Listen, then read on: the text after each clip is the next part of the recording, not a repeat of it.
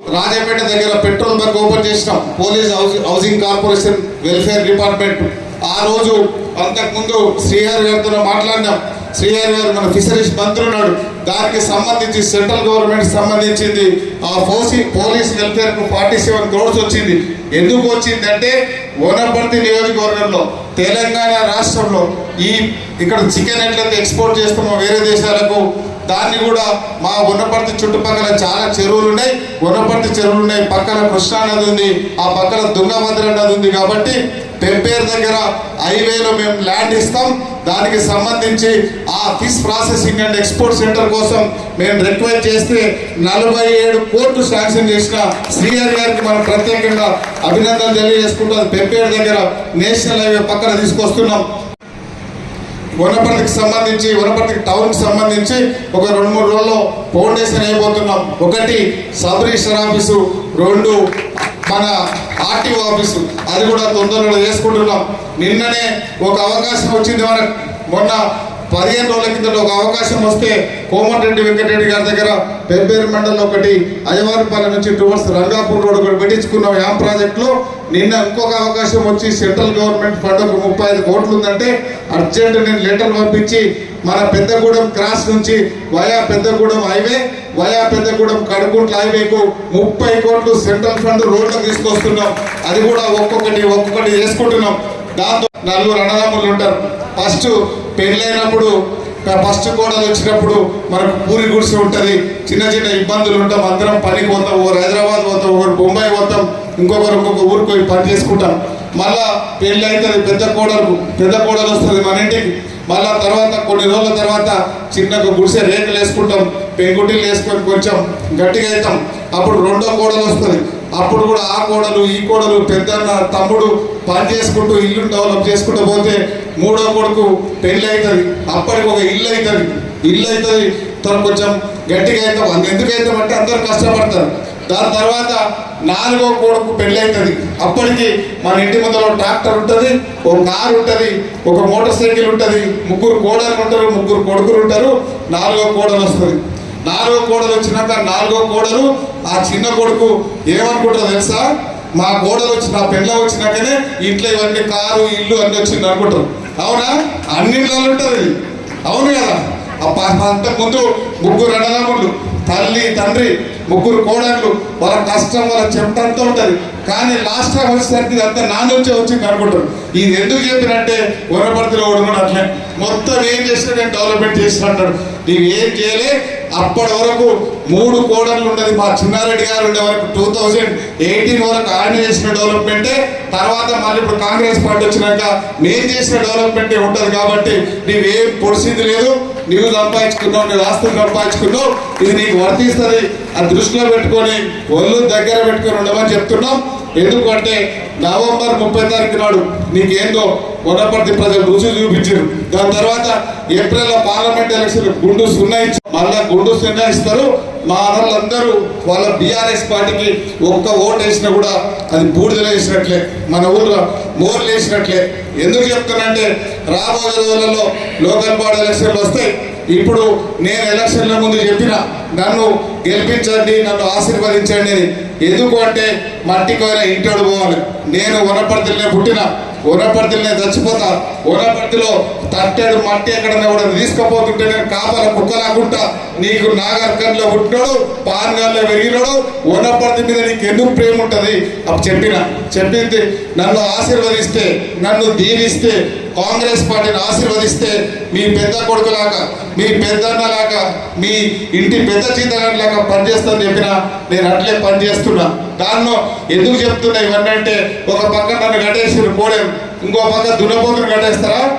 కట్టేయద్దు అంటే ఏం చేయాలంటే రేపు జరిగే లోకల్ బాడీ ఎలక్షన్లలో కాంగ్రెస్ పార్టీకి సంబంధించిన వార్డు మెంబర్లు కానీ, సర్పంచులు కానీ, ఎంపీటీసీలు కానీ, కౌన్సిలర్స్ కానీ, మున్సిపల్ చైర్మన్లు కానీ, జెడ్పీటీసీలు కానీ కాంగ్రెస్ పార్టీ అభ్యర్థులందరినీ మీరు గెలిపిస్తే నేను వాళ్ళు నాకు దగ్గర ఉంటారు కాబట్టి, చేదోడు వాదోడు ఉంటారు కాబట్టి నాకు కూడా పని చేయాలనిపిస్తుంది. బై మిస్టేక్లో ఎక్కడైనా మా చుట్టమనో మా పక్కింటోడనో ఎవరికైనా వార్డు మెంబర్ను కానీ వారికి గెలిపించింది అనుకో, వాడు పొద్దున్న లేచి ఏం చేస్తాడు? మన కాళ్ళకి కట్ట పెడతాడు. సో అవన్నీ వాళ్ళకి అవకాశం ఇవ్వద్దు. ఎందుకు ఇవ్వద్దంటే మన ముఖ్యమంత్రి గారు ఈ మధ్యలో చెప్తున్నారు, మీకు కూడా తెలుసు, బీఆర్ఎస్ పార్టీ అది భూతాల పార్టీ. మనం చెప్పలే, కవితనే చెప్పింది. మా బావ ఇళ్ళంగా, మా నాయన పక్కన టాబ్లెట్ స్టోర్ లంగా, మా ఎన్నలంగా, మా నాయన మంచోడు అని చెప్పింది ఆమె. మనం చెప్పలే, ఆమె చెప్పింది. కాబట్టి బీఆర్ఎస్ పార్టీ అనేది దరిదాపులో రాదు. ఇంకోటి అక్షంతల పార్టీ ఉంటుంది బీజేపీ పార్టీ. మీకేమన్నా మీ ఇంటికి కానీ ఒక సన్న బియ్యం ఇచ్చిందా, ఒక రేషన్ కార్డు ఇచ్చిందా, ఒక పెన్షన్ ఇచ్చిందా, ఒక ఇందిరమ్మ ఇల్లు ఇచ్చిందా? వాళ్ళు ఎవరైనా ఇచ్చిరా? ఆ పార్టీ ఎవరో మనకు తెలియదు. కానీ ఆ బీజేపీ పార్టీకి వేసిన, టీఆర్ఎస్ పార్టీకి వేసిన ఆ ఓటు మన ఊర్లో మోర్లు వేసినట్లే. కాబట్టి మీరందరూ మన ముఖ్యమంత్రి గారు చెప్పినట్లు ఇంకా కాంగ్రెస్ పార్టీ తెలంగాణ రాష్ట్రంలో 20 సంవత్సరాల అధికారంలో ఉంటుంది. కాబట్టి మేమందరం కాంగ్రెస్ పార్టీ అభ్యర్థులకు ఓట్లు వేసి గెలిపించుకుంటే ఇక్కడ మా సర్పంచ్ ఉంటాడు, ఇక్కడ మా కౌన్సిలర్ ఉంటాడు, ఇక్కడ మా ఎంపీ ఉంటాడు, ఇక్కడ మా జెడ్పీటీసీ ఉంటాడు, సో అక్కడ మా ఎమ్మెల్యే ఉన్నాడు, పైన మా ముఖ్యమంత్రి రేవంత్ రెడ్డి గారు ఉన్నారు, మధ్యలో మా ఎంపీ మల్లు రవి గారు ఉంటారు. కాబట్టి మాకు డెవలప్ అవుతుంది, మాకు ఇందిరమ్మ ఇల్లు వస్తాయి, మాకు పెన్షన్ వస్తుంది, మాకు రేషన్ కార్డు వస్తుంది. ఇవన్నీ రావాలంటే కాంగ్రెస్ పార్టీ ఉండాలని మీరందరూ ఇక్కడ నుంచి పోయిన తర్వాత ఆ ఊర్లలో చర్చ పెట్టి, పక్కింట్లో చర్చ పెట్టి, మీ చుట్టాలకు చెప్పి, మీ దోస్తులకు చెప్పి మీరందరూ కాంగ్రెస్ పార్టీని ఆశీర్వదించమని, కాంగ్రెస్ పార్టీని, ఇందిరమ్మ రాజ్యాన్ని, కన్నతల్లి లాంటి ఇందిరమ్మ రాజ్యాన్ని, కాంగ్రెస్ పార్టీని ఆశీర్వదించమని, దీవించమని మీ అందరినీ కోరుకుంటూ, ఇక్కడ నియోజకవర్గంలో 12 విడతలుగా ఈ సీఎంఆర్ఎఫ్ చెక్కులు మరియు కళ్యాణ లక్ష్మి షాదీ ముబారక్ ఇచ్చుకున్నాం. దాంట్లో భాగంగానే ఇంతకుముందు 5015 చెక్కులు ఇచ్చున్నాం. ఈరోజు ఒక 443 చెక్కులు ఇస్తున్నాం. దాని వాల్యూ వచ్చేసి 1,18,00,000. ఈ రెండు కలిపి 5,458 సీఎంఆర్ఎఫ్ చెక్కులు ఇచ్చుకున్నాం. ఇప్పటి వరకు 12,16,00,000 చిల్లర మనలందరికీ ఓన్లీ సీఎంఆర్ఎఫ్ తీసుకొచ్చినాం. దాంతోపాటు ఈ కళ్యాణ లక్ష్మి షాదీ ముబారక్ ఈరోజు 199 మందికి ఇస్తున్నాం. దాంతో మొత్తం 4,338 మందికి దాదాపు 43,46,00,000 కళ్యాణ లక్ష్మి షాదీ ముబారక్ ఇచ్చుకుంటున్నాం. దాంతోపాటు ఇప్పటి వరకు ఎల్ఓసీలు 277 ఎల్ఓసి ఇచ్చినాం. అదొక 5 కోట్లు ఇచ్చుకున్నాం.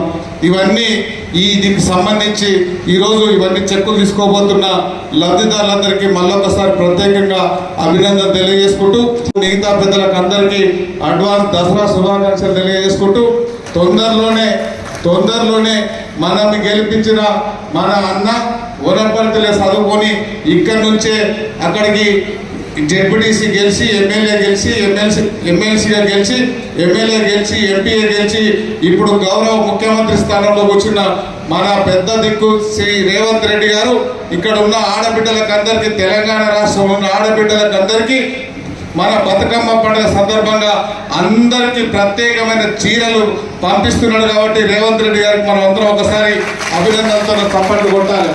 దీంతో పాటు వనపర్తికి సంబంధించి కొంతమంది ఈ మధ్యకాలంలో కొన్ని మాట్లాడి చచ్చిపోయిన పావులు, ఆ పనికిమైన సన్యాసులు, వాళ్ళ గురించి మాట్లాడుకోకూడదని మనం టైం వేస్ట్ అవుతుంది అనుకుంటే వాళ్ళు ఈ మధ్యకాలంలో మళ్ళీ రోడ్ల మీదకి వస్తున్నారు. ఒకడు పోయి కుంటల కాడ ఫోటోలు దిగుతాడు, ఒకడు పోయి మోరీల కాడ ఫోటోలు దిగుతాడు, ఒకడు పోయి డ్రైన్ల కాడ ఫోటోలు దిగుతారు.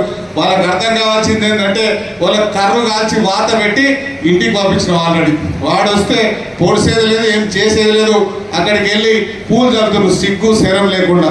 ఎందుకంటే ఆ మినీ లిఫ్ట్లు కానీ మిగతా కార్యక్రమాలు కానీ మొత్తం రైతులు చేసుకున్న డబ్బులంతా దొబ్బి మీరు అందరూ తెలిసి మనందరికి ఏం చేసిండని లాస్ట్కి ఒకసారి మళ్ళా కానీ ఈ టైం కానీ గెలిపిస్తే మన ఇంటి ముందున్న వాకిలు కూడా కబ్జా చేస్తుండే. అందుకే ఇంటికి పంపించినాం. అట్లాంటి వాడు మళ్ళీ ఇప్పుడు ఊళ్ళ మీద వాడు తిరుగుతున్నారు. వాళ్ళ కోసం ఒక కథ చెప్పాలి మనం. ఒక రాజుగారి కథ ఉండే, వనపర్తిలో ఒక రాజుగారు ఉండేనట అప్పుడు మనం ఉండక ముందు. సో వాళ్ళ ఇంట్లో ఒక కుక్క ఉండేనట. ఆ కుక్క చచ్చిపోయిందంట అనుకోకుండా, ఆరోగ్యం బాగాలేక. మనోళ్ళందరూ ఇక్కడ ఉన్న వేదిక మీద ఉన్న పెద్ద మనుషులు, మీరు ఇక్కడ ఉన్న మా పత్రికా విలేకరులు అందరూ అక్కడ ఆ కుక్కను చూసి ఓలేవాళ్ళు. ఆ కుక్కను చూసినప్పుడు రాజు నన్ను చూస్తున్నాడా లేదని వాళ్ళందరూ తొంగి చూస్తున్నారంట రాజు దగ్గర. ఏమని? ఆ కుక్కను చచ్చిపోతే చూడడానికి వీళ్ళందరూ ఎందుకు వస్తారు పనిస్ పెట్టి ఆ రాజు నన్ను చూస్తున్నాడా లేదని కుక్కను చూడకుండా రాజు దిక్కు చూస్తున్నారంట. అట్లాంటి పనికి వాళ్ళ రాజుడు ఇప్పుడు ఓడిపోయిండు. వాళ్ళు ఎంబడున్నా అది ఎవ్వరు చూడకుండా అయిండ్రు. అవన్నీ జీర్ణించుకోలేక ఇట్లకెళ్ళి తిరుగుతున్నారు. అవి మనం దృష్టిలో పెట్టుకోవాలి. సంబంధించి చాలా డెవలప్మెంట్ చేసుకున్నాం. మనం ఇప్పటిదాకా మాట్లాడుకున్నట్లు మనోళ్ళందరూ చెప్పినట్లు మీకు అందరికీ తెలుసు. ఇక్కడ ఉన్న ఆడబిడ్డలందరూ ఆర్టీసీలో ఉచితంగా ప్రయాణం చేస్తున్నాం. ఆరోగ్యశ్రీ 5 లక్షలు 10 లక్షలు చేసుకున్నాం. దాని తర్వాత తెలంగాణ రాష్ట్ర చరిత్రలో 16 మంది ముఖ్యమంత్రుల తర్వాత దాని తర్వాత మన ముఖ్యమంత్రి గారు వచ్చిన తర్వాత ఏ ముఖ్యమంత్రి తీసుకున్న డిసిషన్ ఓన్లీ వనపర్తి జిల్లాలో మొత్తం తెలంగాణ రాష్ట్రంలో 26 లక్షల మంది రైతులకు 21,000 కోట్లతో రుణమాఫీ చేసిన చరిత్ర రేవంత్ రెడ్డి గారిది. దాన్ని మన వనపర్తి లెక్కలు చూస్తే ఓన్లీ మన వనపర్తికే 33,861 మంది రైతులకు దాదాపు 253 కోట్లు మన వనపర్తి రైతులకు ఇచ్చినాం. దాంతోపాటు ఇక్కడ రైతు భరోసా ఇచ్చినాం. రైతు భరోసా మన వనపర్తి రైతులకు 253 కోట్లు ఇచ్చినాం. ఇట్లా చాలా ఉండే చెప్పుకుంటూ పోతే ఈ మధ్యకాలం